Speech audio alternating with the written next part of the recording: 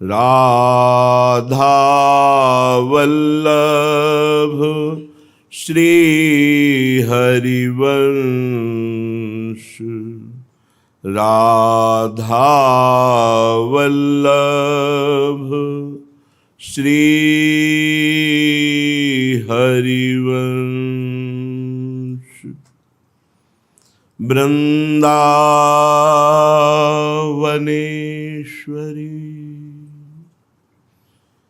तवैव पदारविन्दम्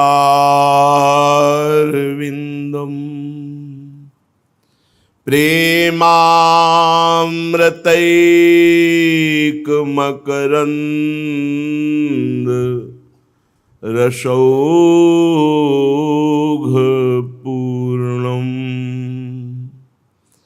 हृद्यर्पितं मधुपतेः स्मरतापमुग्रम्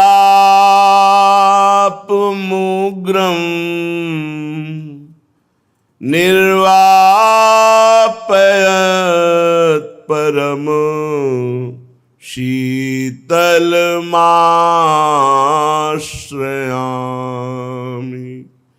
निर्वापयत्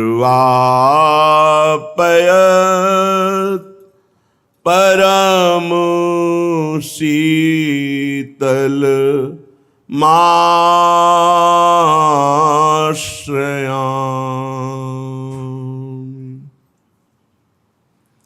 राधा वल्लभ मात्मकोटिदयितम् नित्यातिरूपोन्नतिम्।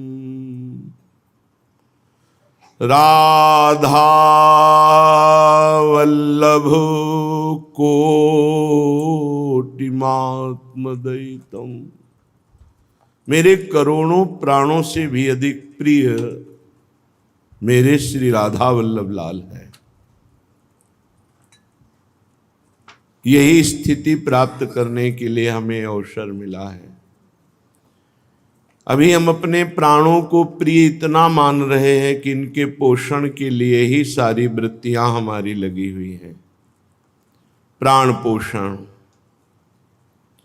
जो प्राण पोषण में वृत्तियां लगी, प्राणों को आशु कहते हैं, वो आसुरी भाव है।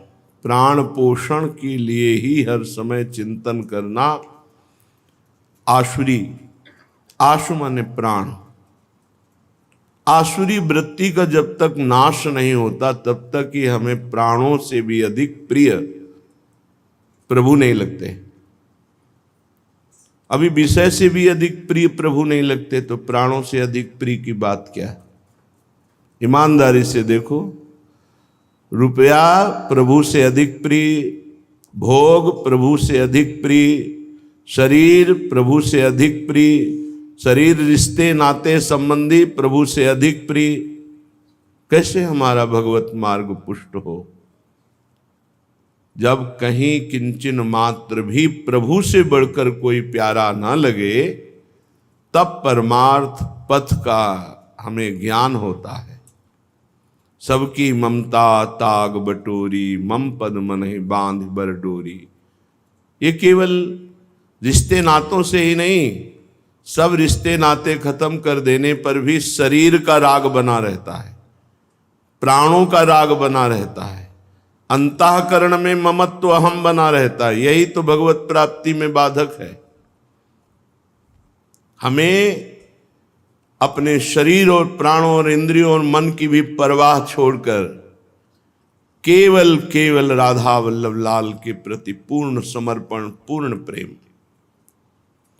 राधा वल्लभ मात्म कोटि दयितम नित्यार्ति रूपोन्नतिम नित्य प्रोच्छल दंत पार रहित श्यामांग कांत्यम बुधिम नित्यानंद रसोन्मदैक विकृतिम नित्यैक कैशोरकम श्री वृंदावन नित्य केतनमहं नित्यात्म भावैर्भजे। राधा वल्लभ लाल मेरे करोड़ों प्राणों से भी अधिक मेरे प्रिय हैं, मेरे प्रीतम हैं। नित्य रूपोन्नतिम, नित्य इनका रूप उन्नति को प्राप्त हो रहा है। नवम नवम रूप है। रूप बेली प्यारी बनी, सुप्रीतम प्रेम तमाल, दो मन मिली एक भय, श्री राधा वल्लभ लाल। प्रिया प्रीतम का मिलित रूप श्री राधा वल्लभ लाल। ये करोड़ों प्राणों से भी अधिक प्रिय कैसे लगेंगे? क्या उपाय है? तो हरिवंश महाप्रभु उपाय बता रहे हैं। सब सोहित निष्काम मति, श्री वृंदावन विश्राम, श्री राधा वल्लभ लाल को हृदय ध्यान मुख नाम, हृदय ध्यान मुख नाम। करोड़ों प्राणों से भी अधिक प्यारे श्री राधा वल्लभ लाल लगे, इसके लिए हमारी मति निष्काम चाहिए। अभी मति हमारी बहुत कामनाओं में फंसी हुई है। प्राण पोषण, इंद्रिय पोषण, मनमानी, ये बहुत कूड़ा करकट है। सकामता बहुत गंदगी है। इस सकामता का त्याग किए बिना प्रेम शब्द से परिचय नहीं हो सकता। इसीलिए निष्काम मति चाहिए। सबसे प्रीति करो, सबको सुख पहुंचाने की भावना रखो, पर मति स्वयं किसी से कुछ भी सुख प्राप्त करने की ना हो। और परम पावन श्री वृंदावन धाम ये राधा वल्लभ लाल का स्वयं घर है। श्री वृंदावन नित्य केतन महम, ये वृंदावन नित्य किशोरी, नित्य किशोर का ये नित्य धाम है, ये घर है निकेतन। तो वृंदावन विश्राम, हमारी विश्राम स्थली वृंदावन है। हमारी आराधना, हमारी साधना, हमारी उपासना वृंदावन की है। अब निज धर्म आपनो कहत, तहां नित्य वृंदावन रहत, बहत प्रेम सागर जहां। ये प्रेम समुद्र वृंदावन धाम, प्रिया प्रीतम का निज महल, ये हमारी उपासना का केंद्र है। यहीं हमें परम विश्राम मिलना है। शरीर छूटने के बाद हमें दिव्य वृंदावन में जाना है। अभी वृंदावन आ गए, पर अभी वृंदावन पहुंचे नहीं। जहां प्यारे जो नित्य विहार कर रहे हैं, अभी उस वृंदावन में प्रवेश नहीं हुआ। यही वृंदावन है, पर प्रवेश नहीं हुआ। जैसे सदगुरुदेव भगवान नित्य सहचरी बपू हैं, पर हम उनको देख नहीं पा रहे। समीप होने पर भी अभी गुरुदेव में हमारा प्रवेश नहीं हुआ। ऐसे ही समीप वृंदावन वास करते हुए भी वृंदावन में प्रवेश नहीं हुआ। जहां रूप बेली प्यारी बनी, सुप्रीतम प्रेम तमाल, ये हमारी विश्राम स्थली है। श्री राधा जुग चरण निवास, प्यारी जू के जुगल चरणारविंद में ही हमारी निवास स्थिति है। श्रीपाद प्रबोधानंद जी महाराज के करोड़ों प्राण न्यौछावर हैं राधा वल्लभ लाल के प्रति। ये दैतम मेरे प्राण प्यारे प्रीतम हैं। तो जब तक हमारी निष्काम मति नहीं होगी, सबके प्रति सुख देने का भाव नहीं होगा, और वृंदावन के प्रति विशेष महत्व, विशेष आसक्ति, वृंदावन हमारा प्राण बन जाए, जीवन बन जाए, सर्वस्व बन जाए, और रात दिन राधा वल्लभ लाल का नाम मुख में, हृदय में ध्यान, अब ये कोटि प्राणों से भी अधिक प्यारे लगने लगेंगे। तो राधा वल्लभ लाल का निरंतर नाम जप करें और उनका ध्यान करें और सबसे निष्काम प्रीति करें, ऐसा कैसे हो सकता है? तो बोले तनहि राखि सत्संग में, मन ही प्रेम रस भेयो, सुख चाहत हरिवंश हित, कृष्ण कल्प तरु सेयो।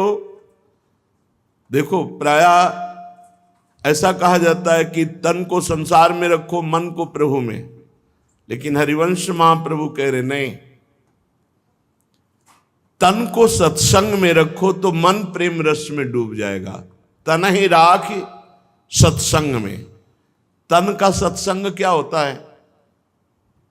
सत्संग तो श्रवणेंद्रिय से सुनते हो, मन मनन करता है, लेकिन तन का सत्संग क्या होता है? तन के द्वारा हमारा कोई भी पापाचरण नहीं होना चाहिए, कुसंग नहीं होना चाहिए शरीर का। खास बात महापुरुषों की आंतरिक शब्द का भावार्थ समझना है।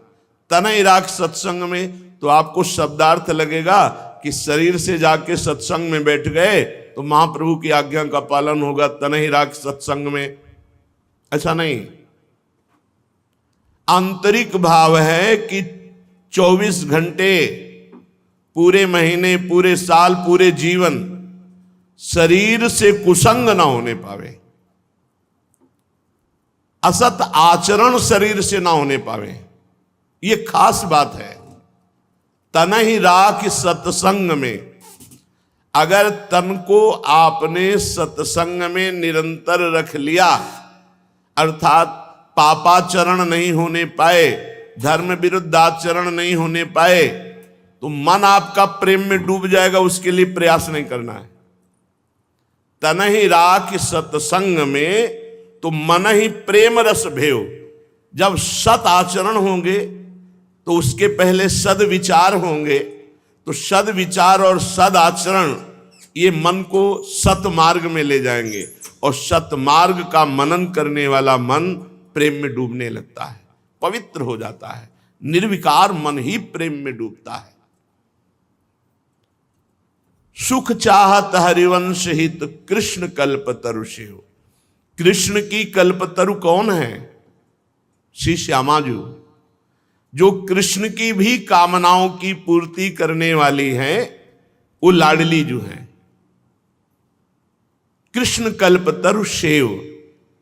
श्री राधा चरणारविंद की प्रधानता रखकर युगल सेवा में तत्पर रहो तो तुम परम सुख को प्राप्त हो जाओगे।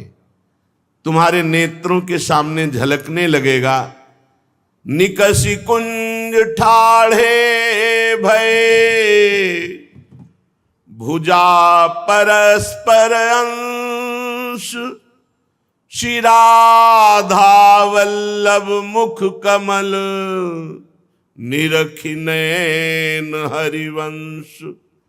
यदि सबसे निष्काम भावना है, सबको सुख पहुंचाने का भाव है, वृंदावन प्राण जीवन सर्वस्व हो गया है, मुख में राधा वल्लभ का नाम, हृदय में ध्यान है, शरीर से सद आचरण है, तो मन प्रेम रस में, और प्रेम रस का मूल राधा चरणारविंद, राधा चरणारविंद की सेवा है, तो ये झलकने लगेगा। निकसी कुंज ठाढ़े भये, भुजा परस्पर अंश। आपको दिखाई देगा कुंज द्वार पर पधार रहे हैं श्री प्यारी जू प्यारे जू। गौर श्याम अभिराम रंग भरे, लटक लटक पग धरत अवनि पर, निकस कुंज ठाढ़े भये, भुजा परस्पर अंश, श्री राधा वल्लभ मुख कमल, निरख नयन हरिवंश। राधा वल्लभ मात्म कोटि दयितम, नित्यार्ति रूपोन्नतिम, नित्य प्रोच्छल दंत पार रहितं, श्यामांग कांत्यम बुधिम। अपार सुख वर्षा करने वाली श्याम कांति श्री लालजू की है। और अपार सुख वर्षा प्रेम रस वर्षा करने वाली प्यारी जू की गौर कांत। ऐसे सांवरे गोरे किशोर किशोरी जब नेत्रों में और प्राणों में बस गए, इससे बड़ा सुख कोई नहीं। मान लो, चित्तवृत्ति को मलिन करके संसार में केवल दुख अशांति अपमान निंदा यही मिलते हैं। एक बार कमर कस के नाम का आश्रय लेकर निरंतर नाम जप करते हुए चढ़ जाओ इस चढ़ाई पर, जहां चढ़ गए तो परमानंद रूपी विश्राम मिल जाएगा। एक अद्भुत आनंद। विश्वास कीजिए, विश्वास से ही भक्ति का प्रादुर्भाव होता है। हित ध्रुव जो विश्वास है तमहि सुधरे बात, ना तरु माया पंथ में फिरे जो टक्कर खात। विश्वास करो, नाम में अपार सामर्थ है। बस नाम को पकड़ लो, ये सब सुधार हो जाएगा। पर नाम जप नहीं करते, निरंतर नाम को नहीं पकड़ रहे अंतर से, इसीलिए हमारी दुर्दशा है। अगर हम निरंतर नाम जप करें सब बात बन जाएगी। बहुत अच्छे अच्छे साधकों को देखा है, जहां नाम में प्रमाद किया तो गिरते देर नहीं लगती, और बहुत गिरे हुए को देखा है जब नाम का आश्रय ले लिया तो बड़ी ऊंचाई पर चढ़ गए। श्री गोस्वामी तुलसीदास जी महाराज, शोधों को जो नाम लाजते, नहीं राख्यो रघुबीर, करुणानीक बिनु कारण ही हरि, हरि सकल भव पीर। शोधों को जो नाम लाजते, नहीं राख्यो रघुबीर। कैसा भी पापी क्यों न हो, गोस्वामी जी के, ऐसा कौन पापी है, ऐसा कौन नीच है जिसने नाम को पकड़ा हो और भगवान ने उसको न पकड़ लिया हो। खास बात, ये सब शास्त्रों की सार बात है। हमसे अगर पूछा जाए एक शब्द में कि जीव का परम कल्याण कहां और कैसे, बस एक शब्द निकलेगा, राधा। बस पकड़ लो, जितनी ऊंचाई है सब आपको प्राप्त हो जाएगी। शोधों को जो नाम लाजते, नहीं राख्यो रघुबीर। करुणा में बिना हेतु के कृपा करने वाले, ये सब लोग सुनते हैं, कहते हैं, पर विश्वास नहीं करते। प्रभु को क्या कहा गया है? हेतु रहित प्यार करने वाला। डरते क्यों हो? पीछे कदम क्यों हटा रहे हो? तुमको किसी हेतु से प्यार किया है क्या? अहेतु की प्यार किया है तो भगवत प्राप्ति भी तो हेतु रहित करा दे सकते हैं वो। फिर लगे रहो ना, गले पड़ जाओ हरि के, गले पड़ जाओ। अरे तुम समझ जाओगे तो नाच पड़ोगे यार, नाच पड़ोगे, मस्त हो जाओगे। तुम जान नहीं पा रहे अपने प्रभु को, उनके स्वभाव को नहीं जान पा रहे। ये जो अहंकार से लगे हैं ना, वो क्रिया है, क्रिया का फल है, भगवत प्राप्ति नहीं। भगवत प्राप्ति कृपा से होती है, लीला में प्रवेश कृपा से होता है, प्रिया प्रीतम का साक्षात्कार कृपा से होता है। रात दिन नाम जप करते हुए भी कृपा के आश्रित हैं, तब उनको अनुभव होता है। भगवान नाम में, प्रभु के नाम में सबसे पहली बात यह है कि जैसे हम किसी का नाम यहां हो पुकारे तो तत्काल चेतना में आ जाएगा, जी मेरा नाम है। ऐसे हम जो बोलते हैं राधा कृष्ण हरि, तो हमारे हृदय में ही प्रभु विराजमान है। काहू सो कहां जहां प्रभु नहीं। प्रभु हर समय देख रहे हैं कि आप उनको पुकार रहे, वो करुणा करते हैं। कारुणिक बिनु कारण ही, हरि हरि सकल भव भीर। शोधों को जो नाम लाजते, नहीं राख्यो रघुबीर। नाम की लाज हम प्रभु के हैं, जैसे बनता है हम नाम जप करते हैं अपने स्वामी का और उनकी शरण में। हमारी ये बात आप गांठ बांध लो, भगवान बिना हेतु के आप पर कृपा किया है, आपके लक्षण देख के नहीं, आपकी तपस्या देख के नहीं, आपकी साधना देख के नहीं। आपकी साधना तपस्या उनके देखने से शुरू हुई है, वो अहेतुकी कृपालु हैं। तो अहेतुकी कृपा से ही भगवत प्राप्ति हो जाएगी, इस बात पर आप विश्वास करो। बस केवल उनके गले पड़ जाओ। गले पड़ जाने का मतलब है मन वचन कर्म से मैं जैसा भी हूं आपका हूं। अगर वो ब्रह्म ऋषि महात्मा ना बन जाए तो मुझे बताना, क्योंकि भगवान के वचन हैं, करो सद्य ते ही साधु समाना। मैं उसे सद्य माने होता शीघ्र, उसे शीघ्र ही महात्मा बना दूंगा। जो नर होए चराचर द्रोही, आवे सभय सरन तक मोही। तो मैं उसे छल कपट रहित करके उसे महात्मा बनाऊंगा। ये जो लिखा तज छल कपट मोह मद माना, ये उसके त्याग के लिए नहीं लिखा, ये प्रभु कह रहे मैं उसे इनसे हटाकर करूं सद्य ते साधु समाना, मैं उसे साधु बना दूंगा। क्षिप्रम भवति धर्मात्मा, मैं बहुत जल्दी उसे धर्मात्मा बना दूंगा। बस समझना है, मत प्रसादात तरिष्यति सर्व दुर्गाणि मत प्रसादात तरिष्यति मत चित्ता। अगर मेरे में चित्त लगा दे तो मत प्रसादात सर्व दुर्गाणि, जितने भी दुर्गुण हैं इनसे हम पार हो जाएंगे। नाम कह रहे देखो, वेद विदित जग विदित अजामिल विप्रबंधु अगधाम, घोर जमालय जात निवार्यो श्रुतहित सुमिरत नाम।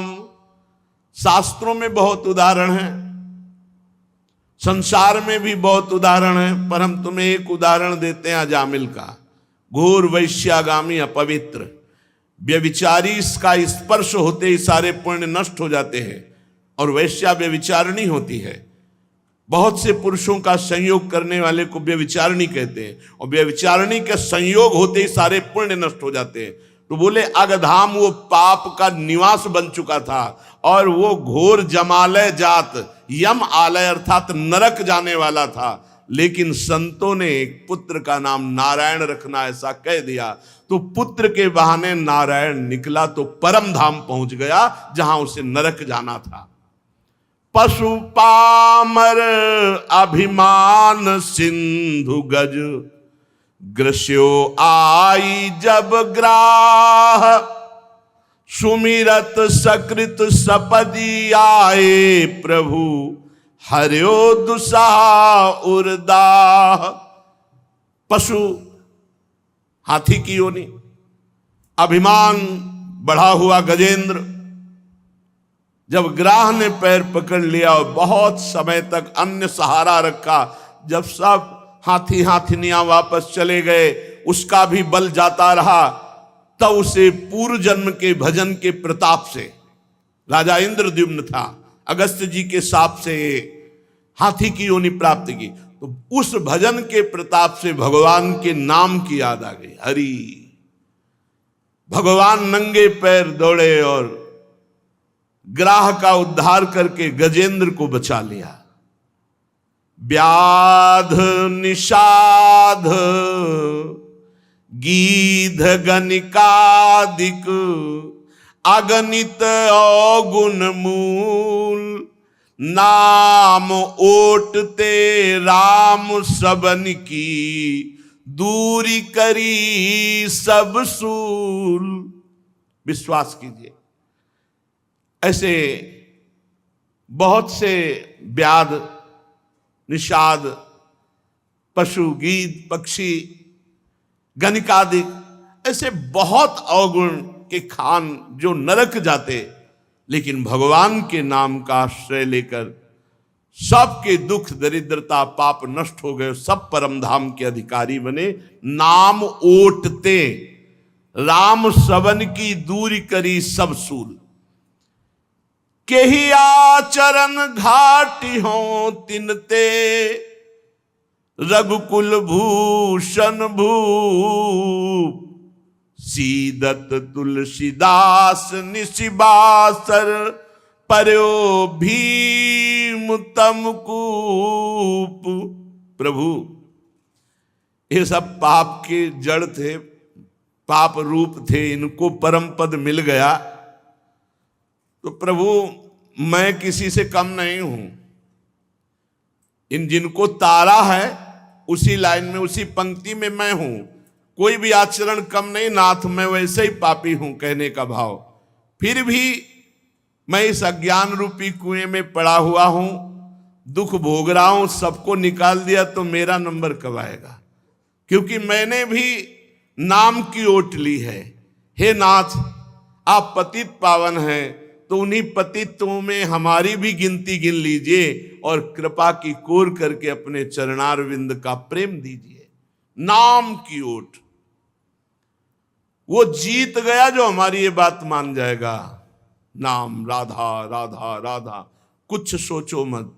जैसे डॉक्टर दवा देता है आप विश्वास करके खाते हो, ऐसे ही आप सदगुरु वैद्य वचन विश्वासा, संयम यह न विषय के आशा, बात मान लो। नाम जप पकड़ लो, सब बात बन जाएगी। भगवान पूरी जिम्मेवारी ले लेते हैं।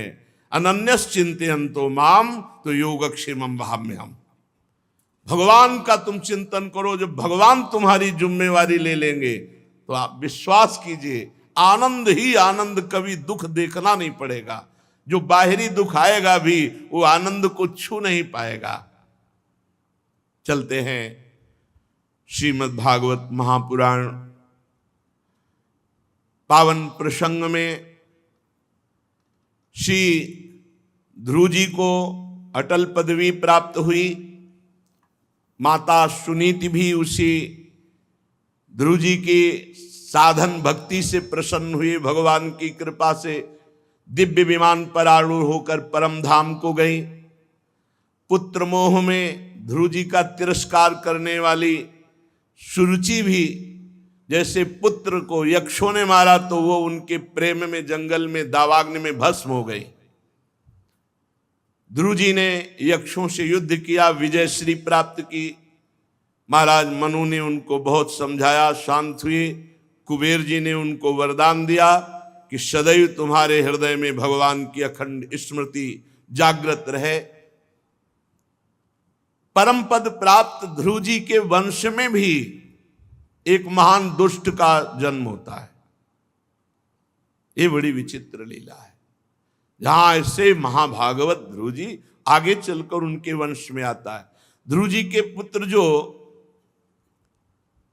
उत्कल जी थे, ध्रुव जी के परम धाम के बाद उनका अभिषेक किया गया।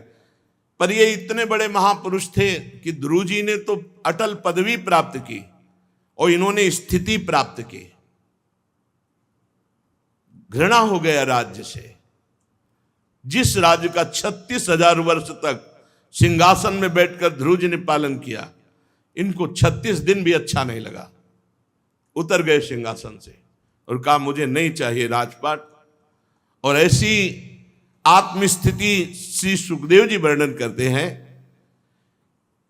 निरंतर भजन के प्रभाव से वासना रूपी मल का नाश हो जाना और अखंड स्वरूप में स्थित हो जाना, ये महाराज उत्कल का हो गया।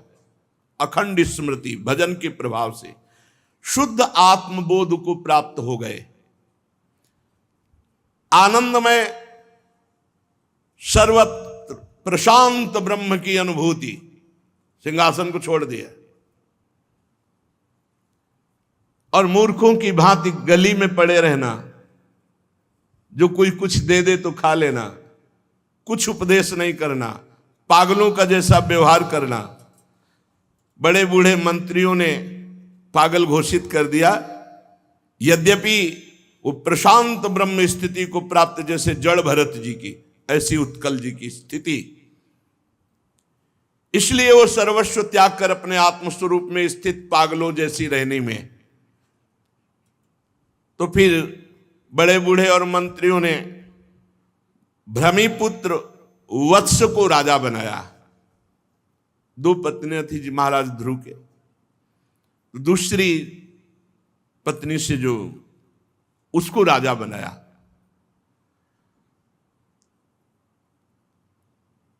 कई इनकी संतानें हुई। आगे चल करके उल्मुख नाम के राजा हुए, जिनसे पुष्करणी पत्नी से महाराज अंग, सुमना, ख्याति, क्रतु, अंगिरा, ये 6 पुत्र हुए। अंग जी की पत्नी का नाम सुनीता था। ये अधर्म पक्ष से आई हुई थी। इसी से क्रूर कर्मा, महान अपराधी, दुष्ट स्वभाव वेन का जन्म हुआ। पिता ध्रुव जी के वंश के और माता अधर्म के पक्ष की, तो पुत्र अधार्मिक हुआ। बड़ा ही दुष्ट, भगवान की निंदा करने वाला, धर्म विरुद्ध आचरण करने वाला। महाराज बड़े धर्मात्मा थे अंग जी। उन्होंने जब देखा, छोड़ दिया नगर और भजन के लिए निकल गए। ये समझेगा नहीं पुत्र। मुनियों ने जब देखा कि हमारे राज्य पर बड़ा दुष्ट वेन का अत्याचार हो रहा है, तब जाके हुंकार मात्र से उसे मार डाला, वेन को। फिर देखा कि अब राजा कौन बनेगा, तो उन्हीं की भुजाओं के मंथन से महाराज पृथु को प्रकट किया। विदुर जी ने पूछा, ब्रह्मन, महाराज अंग तो बड़े शील संपन्न, साधु स्वभाव और ब्रह्म ऋषियों की आराधना करने वाले थे, उनका पुत्र दुष्ट कैसे हो गया? पिता इतने बड़े धर्मात्मा, तो पुत्र कैसे दुष्ट हो गया? इतना दुष्ट कि उनको नगर छोड़कर वनवास करना पड़ा। और राजदंडधारी वेन का क्या अपराध कि परम दयालु मुनीश्वरों को क्रोध आया और उन्होंने मार डाला। इसलिए हम ये चरित्र विस्तार से सुनना चाहते हैं। मैत्रेय जी ने कहा, विदुर जी, एक बार राजर्षि अंग अश्वमेध यज्ञ का अनुष्ठान किया, लेकिन जो ही आहुति दी तो कोई देवता नहीं आया। ऋत्विजों ने विस्मित होकर कहा कि राजन, हम जो आहुतियां दे रहे हैं वो बड़ी शुद्ध हैं, कोई अपवित्र नहीं, और जो हम मंत्र बोल रहे हैं बड़े सामर्थ्यशाली हैं। हमारे जितने ब्रह्म ऋषि हैं सब सामर्थ्यशाली हैं, पर कोई भी देवता आहुति स्वीकार नहीं कर रहा। ऋतुजों की बात सुनकर यजमान अंग को बहुत दुख हुआ। उन्होंने कहा कि ऐसा क्यों हो रहा है? तो उन्होंने कहा, आपके पुत्र नहीं इसलिए। देखो, जिनके पुत्र नहीं हैं, भगवान के भजन में चित्त को जोड़ करके जीवन भगवान को अर्पित कर दो तो सब दुखों से मुक्त होकर भगवत प्राप्ति हो जाएगी। यदि भजन नहीं किया तो फिर बड़े गृहस्थ धर्म में नियम है शास्त्री, जिस गृहस्थ में रहते हुए भजन नहीं किया और पुत्र नहीं हुआ और धर्मयुक्त पुत्र नहीं हो, तो उसे पुत्र नाम की नरक की प्राप्ति होती है। भगवान का भजन सब ऋणों से मुक्त कर देता है। यजमान अंग बड़े उदास हो गए कि पुत्र ना होने के कारण यज्ञ भाग देवता नहीं स्वीकार कर रहे, मेरा क्या अपराध? तो उनका इस जन्म का तो अपराध नहीं महाराज, लेकिन पूर्व जन्म का अपराध है, जिसके कारण आपको पुत्र नहीं प्राप्त हुआ। तो उनका तो पूर्व जन्म के अपराध को नष्ट करने के लिए पहले यज्ञ करो, तो हमारे पुत्र हो जाए वो अपराध जो बाधा कर रहा है। तो उनका, हाँ, यदि आप पुत्र की कामना से यज्ञेश्वर भगवान की आराधना करें तो अपराध भी नष्ट हो जाएगा, पुत्र भी प्राप्त हो जाएगा। और जब भगवान का आह्वान करोगे तो देवताओं को अपने आप आ जाना पड़ेगा, इसलिए पहले यज्ञेश्वर भगवान श्री हरि की आराधना करो। राजांग ने जैसा जैसा जजमान को प्रेरित किया गया पुरोहितों द्वारा, वैसा राजांग ने किया। जब यज्ञ पूर्ण होने का समय हुआ तो अग्निकुंड से सोने का हार पहने हुए एक दिव्य पुरुष प्रकट हुआ, स्वर्ण पात्र में खीर लिए हुए, और उदार बुद्धि राजा अंग ने याजकों की अनुमति से वो खीर अपनी अंजलि में ली और सूंघ कर प्रसन्नता पूर्वक अपनी पत्नी को दी। अब वो पत्नी उस खीर को खाए, पर पत्नी जो थी वो अधर्म के वंश में उत्पन्न हुई, वृत्ति उनकी वही थी। ध्यान देने का विषय है, इसलिए उनका पुत्र अधार्मिक हुआ। अगर माता गर्भवती है और जैसे विचार परायण है वैसे ही पुत्र पर संस्कार पड़ेंगे। बड़ी अच्छी पद्धति से खीर प्रकट हुई यज्ञ से, परम पवित्र महाराज अंग। लेकिन सुनीता जी अधर्म की वंश में उत्पन्न हुई, तो वो जो वृत्ति है उसी का प्रभाव पड़ा कि पुत्र बहुत ही दुष्ट स्वभाव का हुआ। पिता बहुत ही धर्मात्मा और पुत्र बहुत दुष्ट स्वभाव का। नाम रखा गया वेन। अब जब ये बड़ा हुआ तो अपनी अवस्था वाले बालकों को जहां खेलते देखता तो गला घोंट के मार डालता। अब राजा का पुत्र किसी का बस नहीं। थोड़ा और बड़ा हुआ तो वन में जाता, कोई मतलब नहीं, लेकिन सैकड़ों हजारों पशु पक्षी सबको मारता। इतना पाप बढ़ गया कि जिसको देखता उसके ऊपर टूट पड़ता राक्षस की तरह।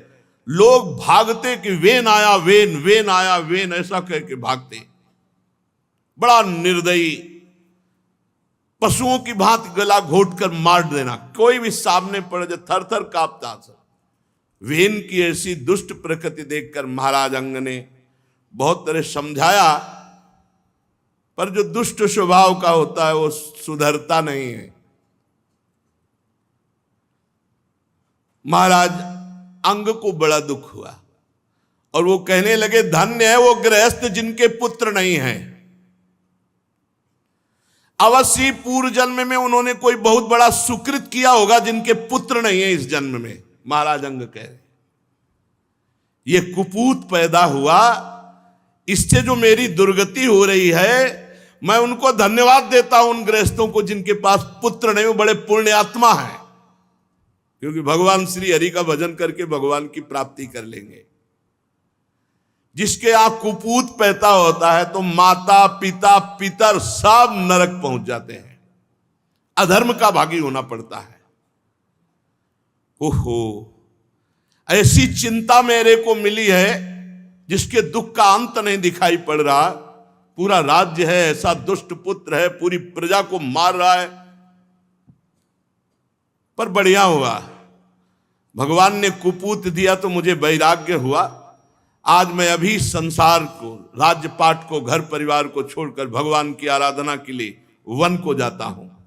और ऐसा सोचकर रात में उठे और गृहस्थी से विरक्त होकर के वनवास में निरंतर भगवान का भजन करते हुए शरीर छोड़कर भगवान को प्राप्त हुए। अब प्रजाजनों ने देखा कि महाराज चले गए, तो यद्यपि ये ठीक नहीं था कि ऐसे दुष्ट को राजा बनाए, पर अधिकारी यही था। बहुत खोजा महाराज को लेकिन नहीं पाया। मुनियों को बुलाया गया। मुनियों ने देखा ये तो बहुत उच्छृंखल और दुष्ट स्वभाव का है, पर माता सुनीता बार बार कह रही थी राजा हमारा ही पुत्र बनेगा। तो वेन को चक्रवर्ती सम्राट पर अभिषिक्त कर दिया गया। अब वेन वैसे ही पहले दुष्ट था, चक्रवर्ती सम्राट, 8 लोकपालों की ऐश्वर्य कला उसमें प्रकट हो गई। राजा में भागवतिक शक्ति आ जाती है। अब तो अभिमान वसु बड़े बड़े महापुरुषों का भी अपमान करने लगा। हाथी पर सवार होकर निकलता, रौंदता हुआ, जिधर जाता सर्वत्र हाहाकार मच जाता। राजा आदेश कर दिया, हमारे राज्य में कोई भी यज्ञ दान नाम कीर्तन कथा वार्ता हवन अगर करेगा तो उसे मृत्यु दंड दिया जाएगा। सारे धर्म कर्म सब बंद करवा दिए।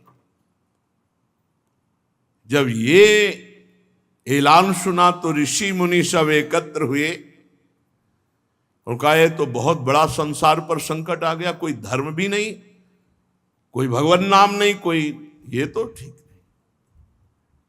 अब क्या करें, एक और प्रजा को संभालने के लिए राजा की आवश्यकता, दूसरी ओर राजा ऐसा दुष्ट है।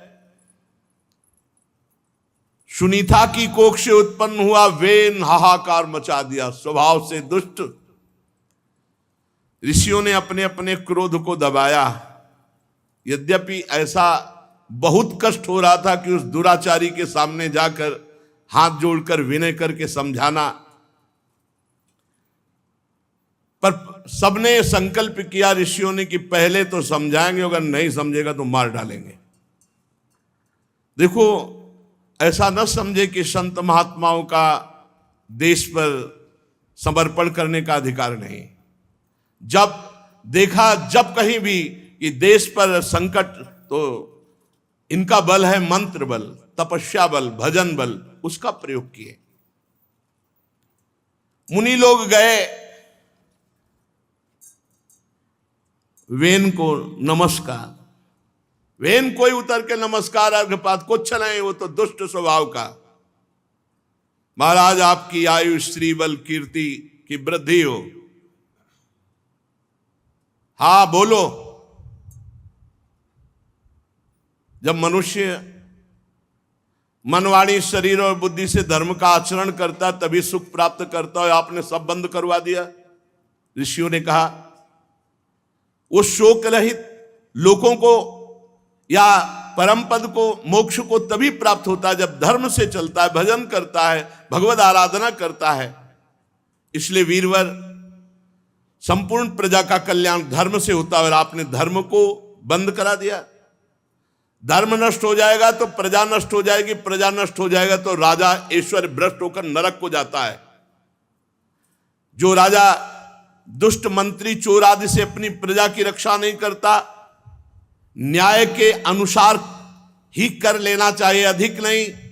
अगर अधिक कर लेता है तो लोक परलोक दोनों जगह वो नष्ट हो जाता है। वर्णाश्रम धर्म का पालन, स्वधर्म का पालन, भगवान श्री हरि की आराधना, ये तो अत्यंत आवश्यक है। आप राजा हैं, आपसे भगवान बहुत प्रसन्न, तभी आपको राजा पद दिया। इसलिए आपको चाहिए कि सर्वभूत भावन भगवान श्री हरि की आराधना को आप न रोकें। भगवान ब्रह्मादि जगदीश्वरों के भी ईश्वर हैं, उनके प्रसन्न होने पर कोई वस्तु दुर्लभ नहीं रह जाती। देवराज इंद्र भी उनकी पूजा करते हैं, आप तो एक मनुष्य हैं। भगवान श्री हरि समस्त लोक लोकपाल यज्ञों के नियंता, वेदत्रयी द्रव्य रूप तपः स्वरूप है। इसलिए महाराज, आप अपनी उन्नति और देशवासियों की उन्नति के लिए आप भगवान का नाम जप, भगवत कीर्तन, भगवत आराधना, शास्त्र स्वाध्याय, यज्ञ आदि इनको मत रोकिए, नहीं तो आपका मंगल नहीं होगा। वेन ने कहा, मूर्खो, बहुत दुष्ट स्वभाव का था। खेद है, अधर्म की बातें करते हो।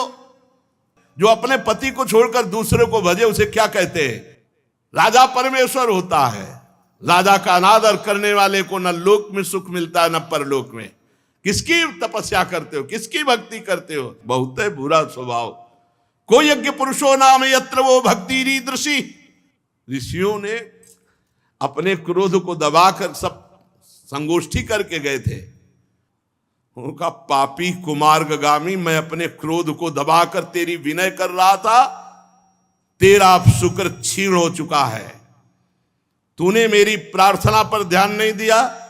कुमार्गामी, तू मुनियों का अपमान कर रहा है और हरि का अपमान कर रहा है, व्यर्थ की डींगे हाँक रहा है। सब ऋषियों ने मार डाला, बेन को मार डाला। ऐसा ना समझो ऋषि मुनियों के कमंडल में ताकत होती। 2 बूंद जल में जो अस्त्र शस्त्र से, अग्नि अस्त्र, वायु अस्त्र भी जहां काम न करे वहां 2 बूंद जल काम कर जाता है महात्माओं का। मार डालो इस स्वभाव से पापी दुष्ट को। दुराचारी सिंहासन के योग्य कदापि नहीं, जो भगवान और भक्तों की निंदा करता है। छिपा हुआ ऋषियों का क्रोध एकदम प्रकट हुआ और तत्काल मार डाला। सब ऋषि चले गए। अब सुनीता ने सुना मेरा पुत्र मारा गया, तो बड़ी औषधियों के द्वारा, कुछ ऐसी औषधियों का लेप है जो कई दिनों तक शव को सुरक्षित रखा जा सकता है। मुनिजन सरस्वती नदी में आचमन करके मंत्रानुष्ठान कर रहे थे कि देखा चोरों के दल आपस में बात की। ये कौन है? बोले तो डाकू लोग हैं। बोले तो प्रजा का बड़ा मंगल होगा क्योंकि राजा नहीं है। ऋषि लोग विचार किए कि अगर राजा नहीं तो अराजकता फैल जाएगी, फिर कौन किस पर।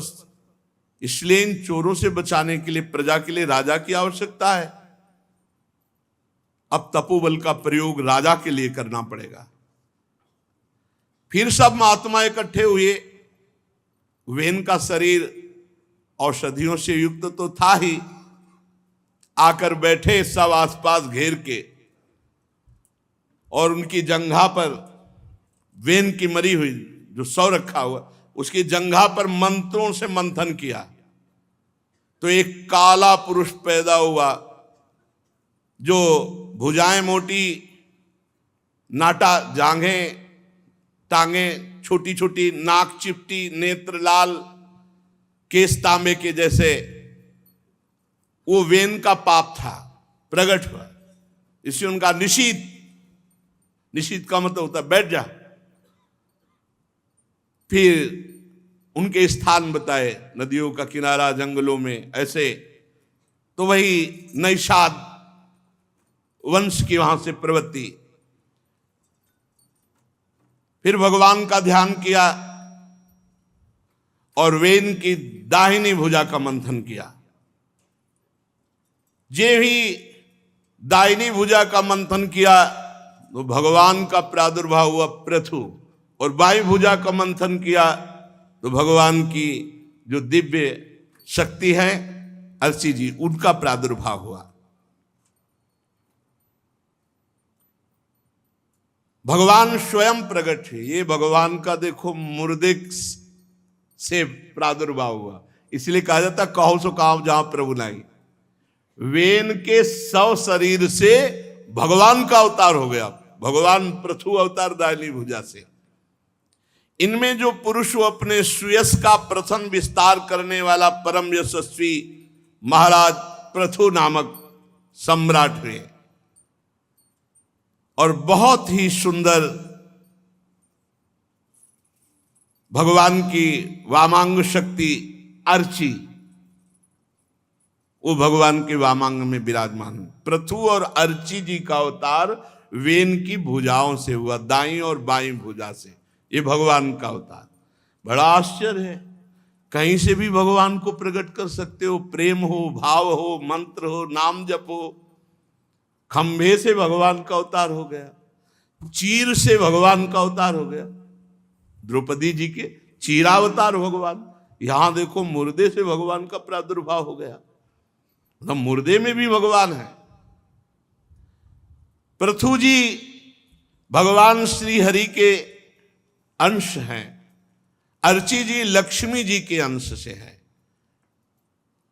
विदुर जी, उस समय ब्रह्म ऋषियों ने पृथु जी महाराज की स्तुति की, श्रेष्ठ गंधर्वों ने गुणगान किया, सिद्धों ने पुष्पों की वर्षा की, अप्सराएं नृत्य करने लगी, देवता शंख तुरही मृदंग दुंदुभी आदि बाजे बजाने लगे।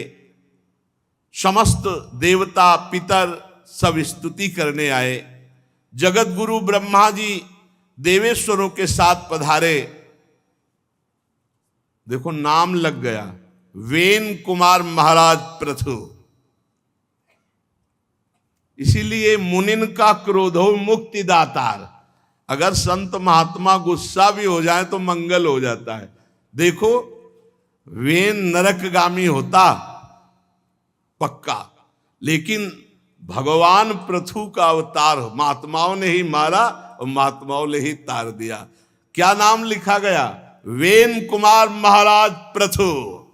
ये सौभाग्य मिला। वेदवादी ब्रह्म ऋषियों ने महाराज पृथु का अभिषेक किया। जो भी सामग्री सब अभिषेक की तत्काल एकत्रित की गई। महाराज पृथु का मंत्रों से राज्याभिषेक हुआ। कुबेर ने बड़ा सुंदर सोने का सिंहासन दिया। वरुण जी ने चंद्रमा के समान श्वेत प्रकाश में छत्र दिया, जिसमें स्वयं में सुगंधित जल की फुहियां झरती रहती हैं। वायु भगवान ने 2 चंवर दिए। धर्म ने कीर्तिमयी माला, इंद्र ने मनोहर मुकुट, यमराज ने दमन करने वाला अपना ब्रह्म जो काल दंड है उससे एक दंड निकाल के दिया। ब्रह्मा ने वेद में कवच दिया। सरस्वती जी ने सुंदर हार, भगवान श्री हरि ने सुदर्शन चक्र और लक्ष्मी जी ने अविचल संपत्ति और रुद्र भगवान ने 10 चंद्राकार चिन्हों से युक्त कोष वाली तलवार, अंबिका जी ने 100 चंद्राकार चिन्हों वाली ढाल, चंद्रमा ने अमृत दिया, त्वष्टा ने सुंदर रथ दिया, अग्नि ने बकरे और गौ के सींगों का बना हुआ सुदृढ़ धनुष दिया, सूर्य ने तेजो में बाण दिया, पृथ्वी ने चरण स्पर्श मात्र से अभीष्ट स्थान पर पहुंचा देने वाली योगमयी पादुकाएं दी। पादुका पहन लो और संकल्प करो वहीं पहुंच जाओगे।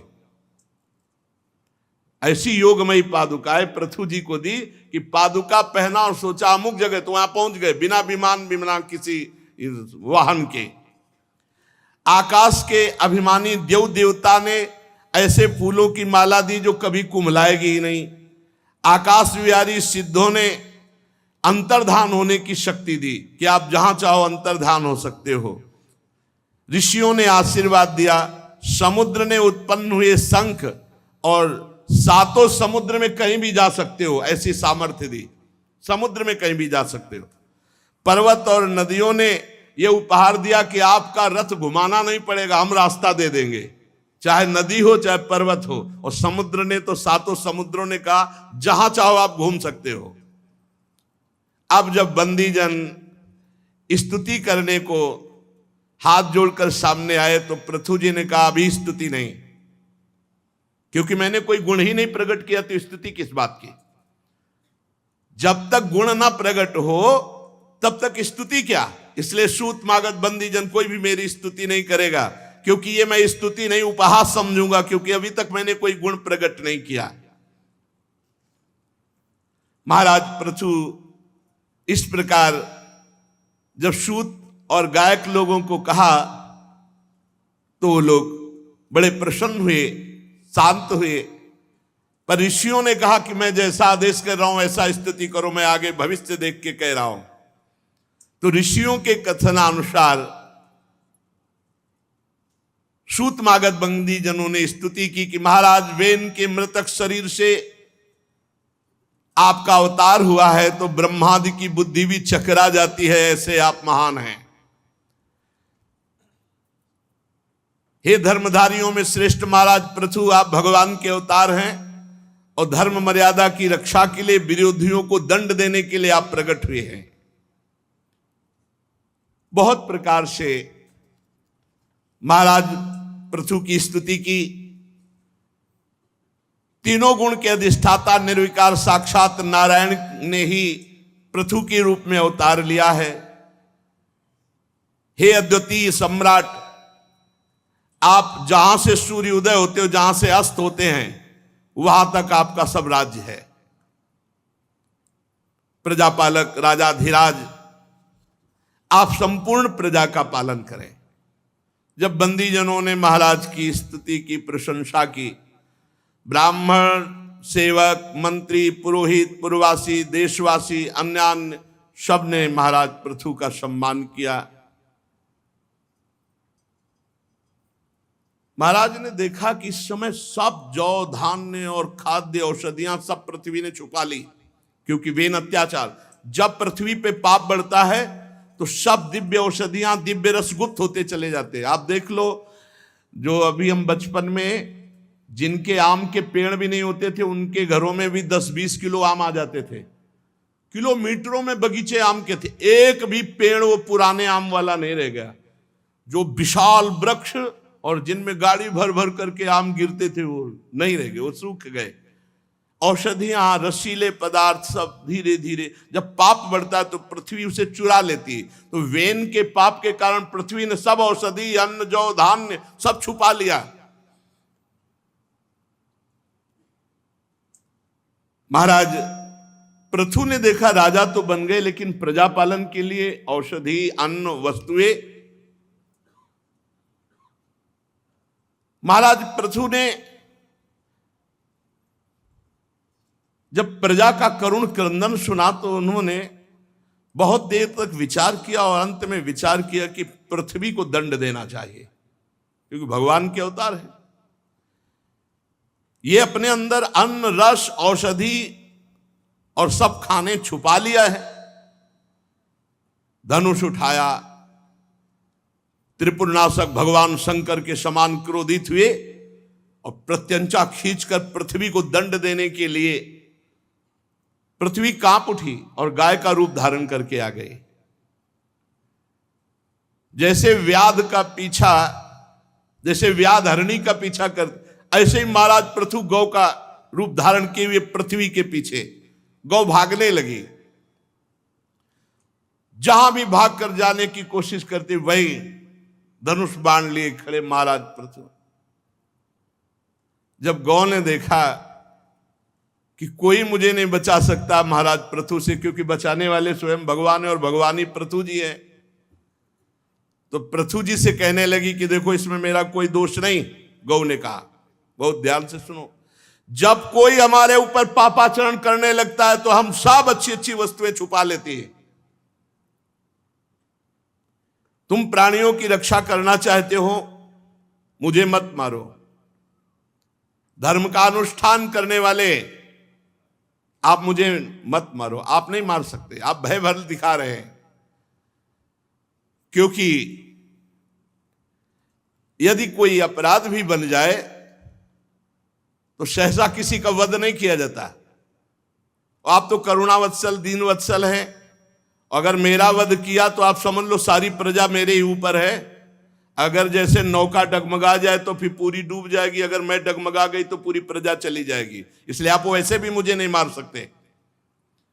महाराज पृथु ने कहा, मारना तो मैं भी नहीं चाहता, लेकिन मेरी प्रजा का पालन अन्न से होगा और तूने अन्न छुपा लिया है।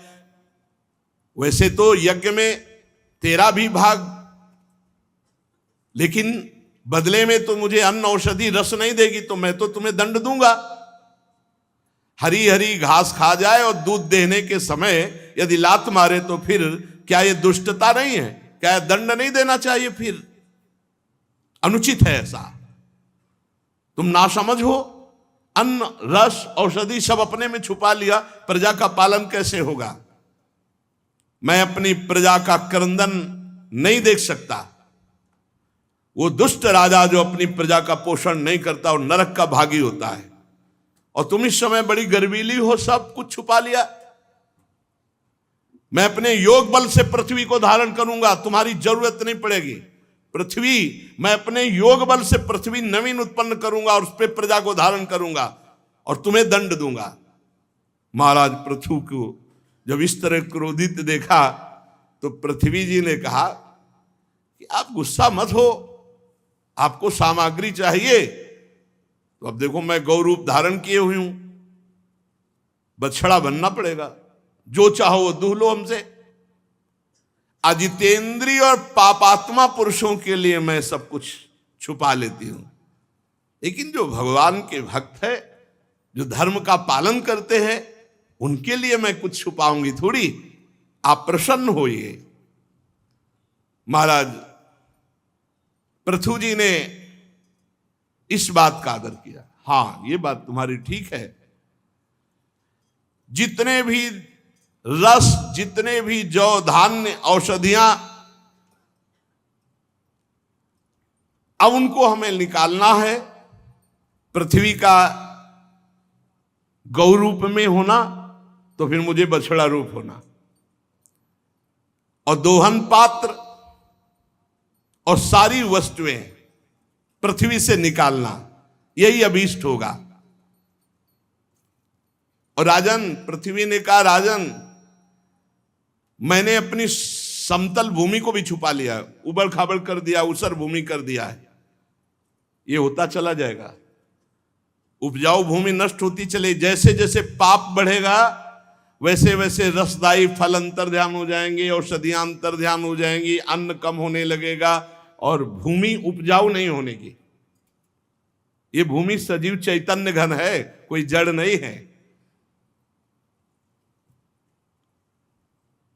पृथ्वी के कहे हुए बात पर महाराज प्रार्थना की पृथु जी ने कि सबसे बढ़िया बछड़ा महाराज मनु जी। महाराज मनु जी को बछड़ा बनाया और अपने हाथ से पृथ्वी का दोहन किया। सब प्रकार के अन्न, जितने अन्न हैं वो सब प्रकार के अन्न, और वसुंधरा से जितनी जितनी चीजें उन्होंने संकल्प की वो सब प्रकाशित, रत्नों की खान, अमृतमयी औषधियां, अमृतमय अन्न, फल सब प्रकट हो गए। फिर पृथु जी ने बृहस्पति जी को बछड़ा बनाया और वैदिक सिद्धांत, मनवाणी को वश में करने की शक्ति, ये सब वेद रूपी पवित्र दूध दुहा। फिर देवताओं ने इंद्र को बछड़ा बनाया और अमृत, वीर्य, ओज, शारीरिक बल ये प्राप्त किया।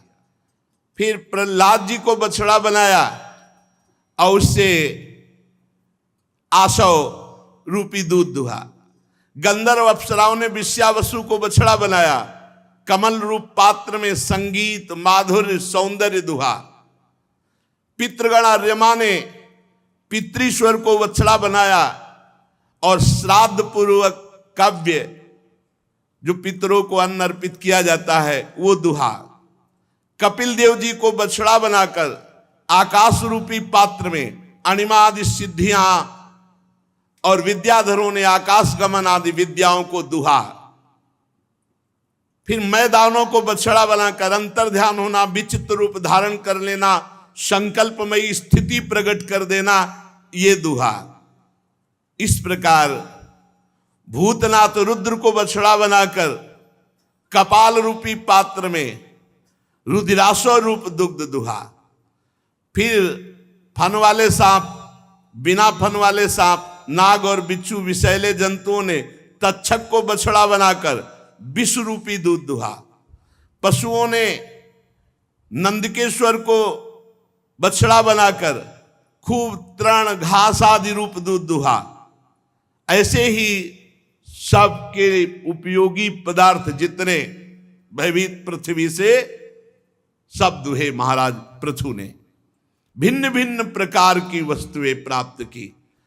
अब तो पृथ्वी सर्वकाम दुहा हो गई, चारों तरफ आनंद ही आनंद छा गया। सुंदर सुंदर खाने प्रकट होने लगी, रत्न की, अष्टधातुओं की, सब कुछ है इसी पृथ्वी में। ढेर सारा वैभव छुपा हुआ है। पाप जितना बढ़ता जाएगा उतनी पृथ्वी सब छुपाती चली जाएगी। पानी भी छुपा लेगी, और तो बात जाने दो आगे। पानी की देखो, पानी की समस्या आ गई। पहले कुआं का जो जल था उसमें ऐसी पौष्टिकता होती थी कि मतलब बहुत सी वस्तुएं जो हमें चाहिए वो कुआं के जल में होती थी। और कहीं धाराजू का जल मिले, गंगा यमुना, ये तो बहुत ही पौष्टिक ऐसा आता था। फिर हैंडपैप चला, हैंडपैप का भी समय गया, ये हालत हो गई। अभी तो 5000 वर्ष कलयुग के हुए और पाप बढ़ने दीजिए, पानी के लिए त्राहिमाम मच जाएगा।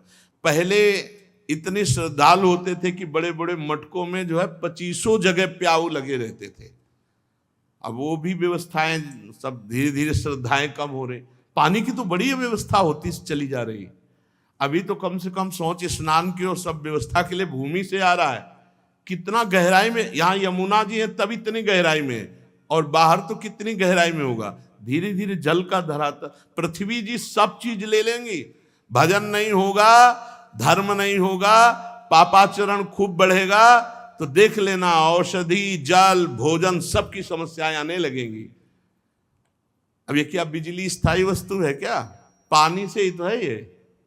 पानी से ही तो है ये। कई ऐसे बड़े बड़े झीलें सूख गई, बड़ी बड़ी झीलें सूख गई, पानी की बड़ी व्यवस्था हो जाएगी।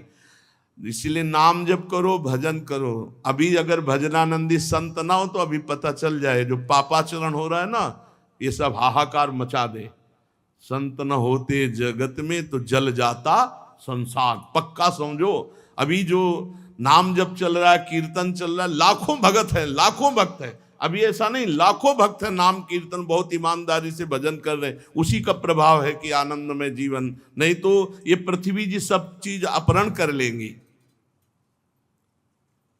फिर महाराज पृथु जी ने 100 अश्वमेध यज्ञ की दीक्षा ली, और 100 अश्वमेध यज्ञ करने वाला इंद्र पद का अधिकारी हो जाता है।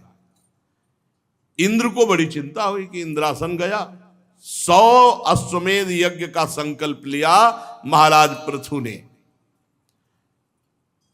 अब तो यज्ञ महोत्सव को देवराज इंद्र सहन नहीं कर पाया। अगर 100 पूरा हो गया तो इंद्र पद गया, और ये पता नहीं है कि भगवान है। अभी प्रार्थना की थी तो तुम्हारे इंद्र पद को कह लेंगे, वो तो खुद है सर्वलोक महेश्वर।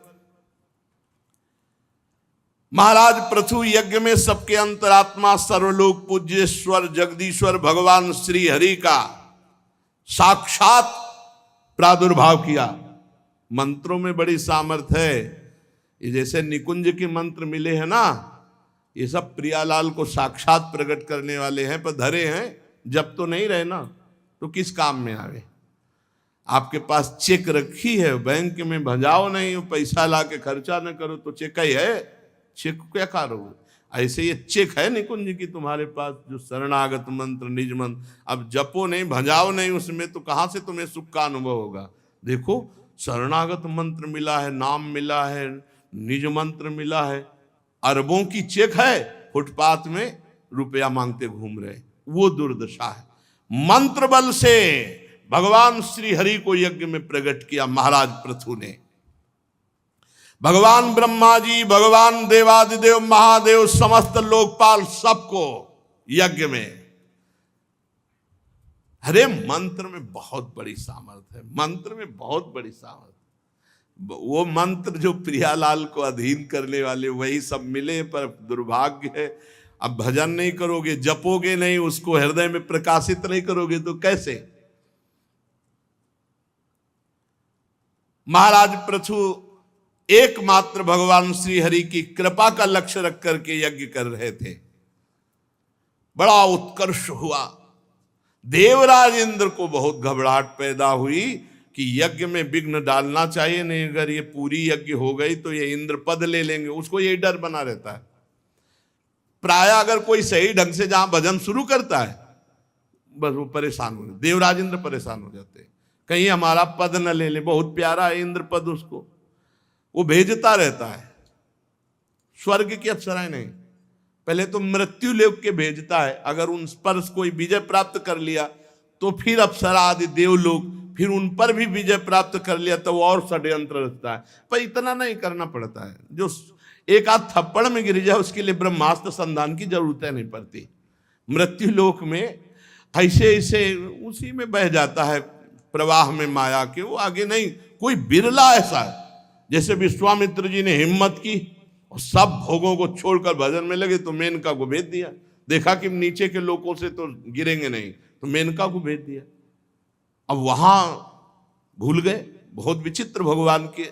देवराज इंद्र डरता रहता है, साधक थोड़ा सा व्रत उपवास करे कि विघ्न डालने के लिए तैयार हो जाता है। देवराज इंद्र भयभीत हो जाते हैं, उसी अनुसार भेजते। देवता गोस्वामी जी लिखे, जो ही आप सही ढंग से चलना शुरू करोगे, इंद्री द्वार झरो खन्नाना, बैठे देवता करी कर थाना, आवत देखें विषय बयारी, तुरते दे की वाड़ उघारी। तो देवता लोगों ने विचार किया कि अब कैसे विधान बने, तो उनका जरूरत नहीं है, तुम नियम लगाए रहो, हम नियम के अंतर्गत जो है पोल पैदा कर देंगे। वहीं से इंद्रियों को भ्रष्ट करने का मार्ग। बड़ा विचित्र भगवान का। देवराज इंद्र को बड़ी घबराहट, जब कोई भगवत मार्ग में चलता है तो देवराज इंद्र को बड़ी घबराहट होती है कि ये हमारा जो है कहीं इंद्रासन न ले ले। अब जो यज्ञ का आराधन करने के लिए एक घोड़ा चुना गया था। तो देवराज इंद्र ने घोड़ा अपहरण कर लिया और अपहरण किया, पाखंड वेश धारण। पाखंड कहते पाप का खंड। भेष था धर्मात्मा का। देखो पाखंड का मतलब क्या होता है? भेष है धर्मात्मा का, आचरण है दुरात्मा का, उसी को पाखंडी कहते हैं, उसी को पाखंड कहते हैं। और घोड़े को लेकर के भागे तो अत्रि ऋषि की दृष्टि पड़ गई। उन्होंने महाराज पृथु के पुत्र से कहा, पकड़ो ये पाखंडी घोड़े को लिए जा रहा है। अरे खड़ा रहे दुष्ट, रुक जा। पर महाराज पृथु पुत्र ने देखा कि भेष संत का, सुंदर जटाएं, भस्म धारण किए हुए वस्त्र, साधु का, हाथ जोड़ लिया और लौट कर आए और अत्रि जी से कहा कि महाराज वो तो संत हैं, संत पर हम बाण नहीं चला सकते। अरे उनका संत नहीं, इंद्र है, कपटी भेष धारण करके पाखंड का वो घोड़े को अपहरण कर। अगर घोड़ा अपहरण हो गया तो यज्ञ का जो संकल्प है वो अधूरा रह जाएगा। तुम्हें तुरंत मार डालना चाहिए ऐसे पाखंडी को। अत्रि मुनि ने जब ऐसा कहा तो पृथु कुमार क्रोध में भर गए। और जब इंद्र ने देखा तो वो जैसे रावण के ऊपर जटायु टूट पड़ा हो ऐसे, तो घोड़ा छोड़ दिया और वो भेष छोड़ दिया और अंतर ध्यान हो गए।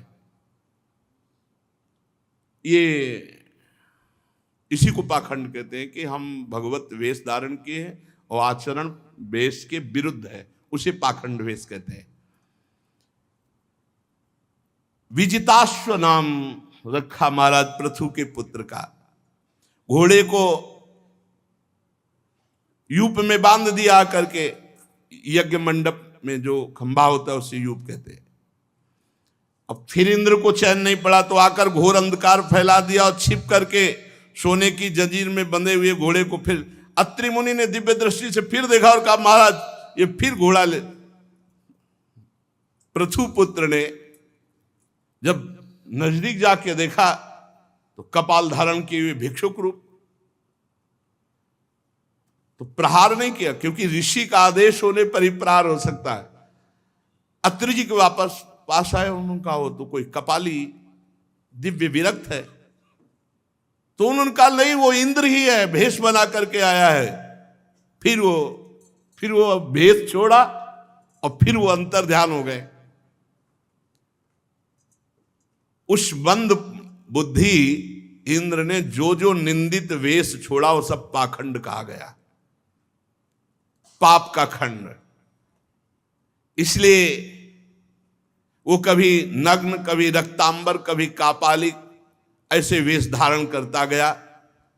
ये जो भगवत विमुख लोग हैं ये वेश धारण करके इनका दुरुपयोग करते हैं, इसीलिए पाखंड कहा जाता है। महाराज जब पृथु को ये पता चला कि बार बार देवराज इंद्र ऐसा, वो जितने वेश धारण किए वो सब पाखंड रूप, मतलब वही वेश धारण करके क्रोध धारण किया महाराज पृथु ने, के पाखंड फैला रहा है, बार बार घोड़े का अपहरण कर रहा है। तो उन्होंने कहा ठीक है, चलो तैयार करो यज्ञ। इसी इंद्र का पहले वध करते हैं। मंत्रों में बड़ी सामर्थ्य है। जिस समय महाराज जन्मेजय जी यज्ञ कर रहे थे तो हजारों सर्पों की आहुति हो गई, तक्षक नहीं आया। तो पूछा ब्राह्मणों से, ब्रह्म ऋषियों से, तक्षक नहीं आया। बोले नहीं आएगा। बोले क्यों? बोले देवराज इंद्र के पावे में लिपटा हुआ। तो बोले मंत्रानुष्ठान करो, मैं देवराज के सहित इंद्र के सिंहासन सहित स्वाहा बोलो। बोले आज्ञा करो। संकल्प लिया और जे ही मंत्र उच्चारण किया तो देवराज इंद्र तो कूद गए, पर इंद्रासन सहित तक्षक चीखता हुआ आकाश में आ गया। उसी को वो आस्तिक मुनि ने दान में ले लिया, इसलिए वो बच गया। मंत्रों में बड़ी सामर्थ्य पहले थी, अब भी है, लेकिन उनको जागृत करना मुश्किल। बहुत बार इस इंद्र को रोका गया लेकिन समझा नहीं दे, इसके वध की तैयारी करो। यज्ञ दीक्षा ले लेने पर शास्त्र विहित किसी का वध करना उचित नहीं है। इस यज्ञ कार्य में विघ्न डालने वाला आपका शत्रु इंद्र तो आपको इस सुयस से ही मारा गया, निस्तेज है महाराज। आप आदेश करोगे तो फिर हम हवन में स्वाहा बोलते ही देवराज इंद्र को भस्म कर देंगे। यह कितनी मंत्रों में त्रिभुवनपति देवराज इंद्र को, जबकि अग्नि उनके नीचे है, उनका आदेश पालन करते हैं, पर कह रहे हैं हम अमोघ मंत्र के द्वारा यही बुलाकर उनको देवराज इंद्र को भस्म कर देंगे स्वाहा। तो जैसे आहुति नहीं होती ऐसे भस्म हो जाएंगे देवराज। महाराज पृथु ने कहा करो आवाहन, करो स्वाहा, बहुत उपद्रव कर रहा है देवराज इंद्र। जे भी मंत्र पढ़ना शुरू किया तो ब्रह्मा जी आ गए। भाई ऐसा लगा देवराज इंद्र को स्वाहा बोल दोगे, ऐसा नहीं, आज तक ऐसा किसी यज्ञ के लिए नहीं किया, ऐसा ना करो। ब्रह्मा जी ने वो संकल्प, तुम्हें इंद्र का वध नहीं करना, ये इंद्र यज्ञ के प्रधान देवता है, आप देवता ही को भस्म कर दोगे। आप यज्ञ में इंद्र को जो मारना चाहते हैं वो मत मारिए। ब्रह्मा जी ने, यह कितनी सामर्थ्य मंत्रों में। इंद्र क्या भगवान अधीन हो जाते हैं, भगवान पीछे पीछे डोलते हैं। अब मंत्र मिल गया तभी तो कहा जाता है गुरु ने जो दे दिया उससे बढ़कर हमारे पर कुछ गुरु को देने के लिए नहीं, क्योंकि गुरु ने इष्ट को अधीन करने वाला मंत्र दे दिया। अब भजन ही नहीं है तो क्या होगा बताओ, भजन नहीं तो क्या, जब जप नहीं तो क्या होगा। महाराज इंद्र ने बड़ा पाखंड पैदा कर दिया। ये जो वेश बनाए हैं ये पाखंडी लोग इस वेश का आश्रय लेकर बड़ा पापाचरण करेंगे। अब इंद्र का भय भी जाता रहे और आप भी प्रसन्न रहें। महाराज पृथु आप 100वीं यज्ञ पूर्ण मत करें, 99 रहने दें। आपको कोई इंद्र पद तो चाहिए नहीं, आप तो मोक्ष धर्म को जानने वाले हैं, इसलिए यज्ञों के अनुष्ठान की आपको आवश्यकता नहीं, आप रोक दीजिए। आपका मंगल हो और इंद्र भी जीवित रहे, बचा रहे। गजब है, भगवान के मंत्रों में कितनी सामर्थ्य है कि इंद्र को भी स्वाहा बोलने की तैयारी हो गई थी, स्वाहा हो जाता देवराज इंद्र। भगवान ब्रह्मा जी ने समझाया ये यज्ञ रहने दो, 100वीं यज्ञ पूर्ति मत करो, 99 रहने दो, यज्ञ बंद कर दो। अब संसार में बहुत से लोग इंद्र के द्वारा धरे हुए पाप के खंड पाखंड को खींचते हुए अपने ऊपर धारण करेंगे और भगवान से विमुख आचरण चलाएंगे। इसलिए बड़ा विचित्र है, नहीं समझ में आता कि क्या पाखंड है, क्या सत्य मार्ग है। बिना भगवत प्रेमी महात्माओं के, ब्रह्मबोध महात्माओं के समझे में नहीं आता। ये इंद्र के द्वारा रचे हुए जो पाखंड पथ हैं, ये अधर्म से युक्त हैं, इनको कभी धारण नहीं करना चाहिए। लोक गुरु भगवान ब्रह्मा जी ने महाराज पृथु को ऐसा समझाया। फिर देवराज इंद्र को बुलाया और कहा मित्रता करो पृथु जी से। पृथु जी से उन्होंने आकर के क्षमा मांगी, मित्रता की। समझो देवराज इंद्र आके क्षमा, भगवत आराधना में बड़ा बल है। ऐसा ना समझो कि तुम सबको, किसी को भी साधन में लगोगे, देवता कहीं बाहर नहीं, यहीं बैठे हुए हैं सब देवता। अगर नाम जप है, भगवान के आश्रित हो तो कोई नहीं बिगाड़ सकता, नहीं तो बहुत है नौटंकी नाटक माया के हैं, ऐसी जगह फंसा देते, निकलना मुश्किल है। हर समय नाम पहारू दिवस निशि, हमारी प्रार्थना मान लो, हमारा सत्संग का प्रारंभ मध्य अंत, हर प्रश्न का उत्तर प्रारंभ मध्य अंत नाम है।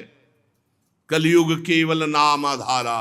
नाम जप करोगे कोई भी आपको परास्त नहीं कर सकता। नाम जप नहीं करोगे तो बड़े बड़ों की सत प्राप्ति में वो विघ्न डालने वाले दैवी शक्तियां, देवता हैं। ये बहुत विचित्र है, बहुत विचित्र। बहुत सावधानी से चलो, बड़ा आकर्षण है। आपको लगेगा सुखी हो जाएंगे, महादुखी हो जाओगे। विषय चुगा जिन चुगय मन, इस पर ध्यान दीजिए, इसको लिख लीजिए, इसको याद कर लीजिए। विषय चुगा जिन चुगय मन, चुगत कछुक सुख होए, फिर फांसी ऐसी परे तेसम दुख। भगवत विमुख हो जाओगे, भगवान का मार्ग ढक जाएगा, फिर क्या जीवन का लाभ। ब्रह्मा जी ने देवराज इंद्र और महाराज पृथु से संधि करा ली। महाराज ने सबको खूब दान मान से संतुष्ट किया। जब ब्रह्मा जी की बात मान गए कि अब हम 99 यज्ञ ही रहने देंगे, समा पूरा नहीं करेंगे, उसी समय भगवान प्रकट हो गए और भगवान ने कहा कि तुमने ब्रह्मा जी की बात मान ली, 100 यज्ञ से जो होना था वो हो गया, तुमने क्षमा कर दिया देवराज इंद्र को।